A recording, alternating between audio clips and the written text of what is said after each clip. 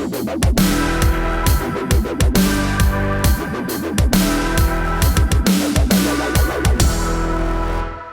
Barack and Michelle Obama unveiled their official portraits for the National Portrait Museum, and I know just enough about art to tell you that, man, those suck. We're going to explain to you exactly how badly. Hi, everybody. I'm Steve Green with Bill Whittle and Scott Ott, and this is Right Angle, brought to you by the members of BillWhittle.com.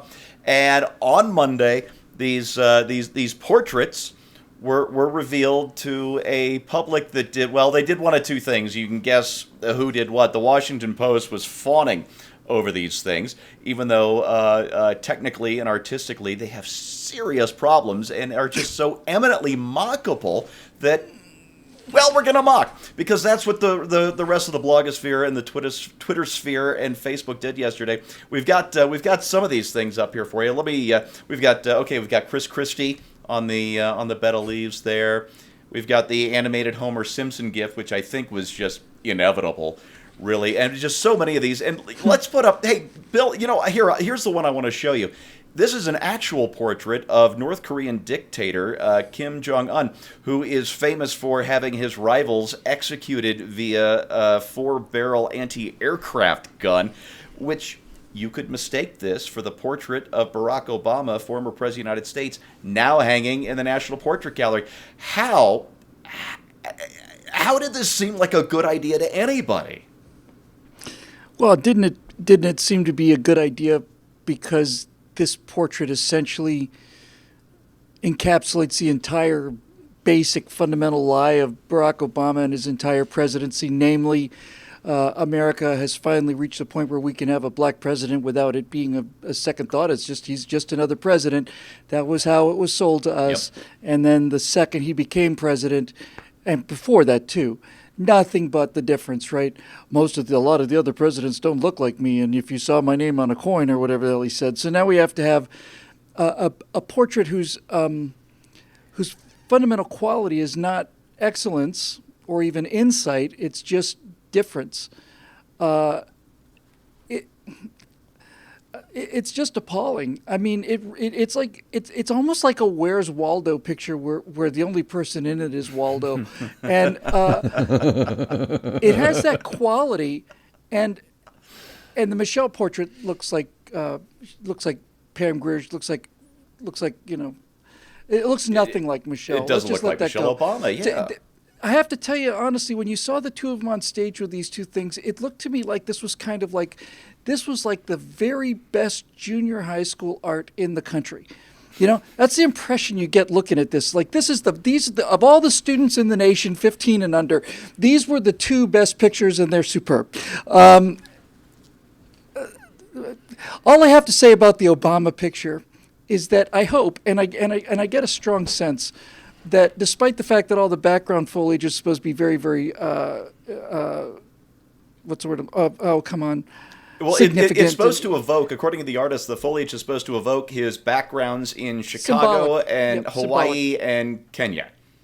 Symbolic is the word I was looking for. Oh, symbolic. But okay. my hope and my feeling is that it was kudzu, and that as we come back to this picture in maybe another 7 or 8 years, you'll just see the outlines of like the face and the 6-fingered hands, and then 8 years from now, 10 years from now, like his administration, pretty much all traces of it will be just kind of gone, and it'll just be kind of a vague sort of memory. Like, didn't we have a house there or something underneath? So it's sort of the opposite of the portrait of Dorian Gray, where instead of getting older, it just gets fainter and fainter.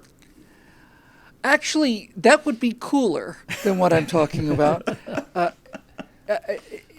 Typically for Obama and for the progressives, it's like the portrait of Obama, as he gets older, the picture gets busier and busier.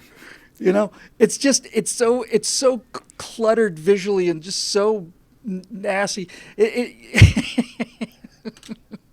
Well, okay, Bill, not the picture of his. Hold on, the picture of his face is actually the portrait's actually really quite good. Yeah, it looks like the background, obviously. It's like, I just wanted to say that background is something that they would have painted on the sides of battleships in World War I to confuse U-boats. It's like that dazzle camouflage. Well, they certainly would have been confused. I'm done. I know I am. Scott, listen, let's talk about some of the technical merits here. If you zoom in on Obama's oversized hands, he seems to have a sixth finger where the artist may have forgotten which side of the hand the thumb goes on and then tried to hide his mistake. The chair is all out of perspective. If you look at the chair in relation to Obama's body, the left arm has to be missing, and Obama's left butt cheek hanging off the side of the chair there. And I hope I never have to talk about either one of Obama's butt cheeks ever again. The foliage, we'll put up an image here. Somebody on Twitter pointed out that the foliage seems to have been copied and pasted, probably via stencil by the artist. He's just repeating the same thing in slightly different positions. It's like the presidency. Yeah, it's lazy. Hyperbole. Like the presidency. Yes, hyperbole Sorry. aside, Scott, do you think this was the Obama's final FU to the standards and traditions of Western civilization? Well, I don't know if they commissioned it this way and had this all in mind when they did. And it's one of those things where after the artist is done painting it, then you're kind of like, what do you say? You know, there was a BBC series, I believe, that was portraying Winston Churchill having his portrait painted, and he hated the end result so much because he made him look old that he took it out and burned probably it. 80. So, I don't know how much the Obamas had a hand in controlling this. But, on the one hand, I say, okay, I don't expect every presidential portrait to look like, a Trumbull work of Washington or Jefferson. And I do expect there to be a sense of evolving standards, so to speak, as art changes. On the other hand, the presidential portrait in the National Gallery is really meant to be more of a realistic rendering and not so much an expression. What happens in both of these paintings is that the background and the artists overwhelm the subject. The background in the Barack Obama picture of that, as Bill so aptly pointed out, that it's a great metaphor for the kudzu of bureaucracy. Kind of, you could see it's beginning to swamp him already. It's like it is. It's already got him by the feet. Legs. That's right. So despite whatever he had intended, but the role overwhelmed him.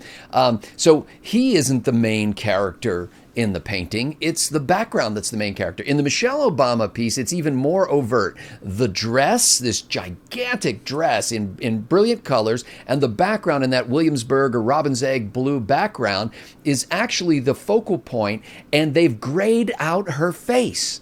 The artist has actually portrayed her face as gray. Yeah, she would say what you want about Michelle Obama. She has some of the most beautiful skin in the world, and the artist has just sucked all the life out of it. And in both pictures, it was like the artist wanted to say, "Look at me," not look at the subject of the painting. That's right. But I guess I would just sum it all up by saying, if I saw this Barack Obama painting, especially on the side of an abandoned building in Detroit, I'd think, well, that's pretty good. That's a nice rendering, and it beautifies the neighborhood a little bit. Covers up the peeling off stucco.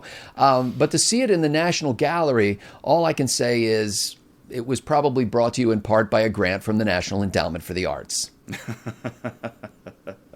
I don't. We taxpayers, I believe, paid for this stuff, and whatever it is, I'm afraid we overpaid. Let me set the Wayback Machine to 1989. Ronald Reagan has just left office, and his official portrait was revealed. And let's just put that up on the screen there. There we go. Now, see, maybe I don't know art, but I know what I like. And there's your right angle on the Obama's official portraits. Lord help us all. Lord help them. This is how they're going to be remembered for centuries. Brought to you by the members of BillWhittle.com. If you like what you see, decades. Click over. Well, I think Bill's right again. Click on over. Become a member yourself. We would love to have you on board and support the kind of quality programming that we hope to one day achieve, but certainly not today. Well said. Well said. We'll see you next time. Thanks for watching. Bill Ayers painted that portrait. That's right. To paraphrase a Supreme Court justice, I can't define pornography, but I know it when I see it.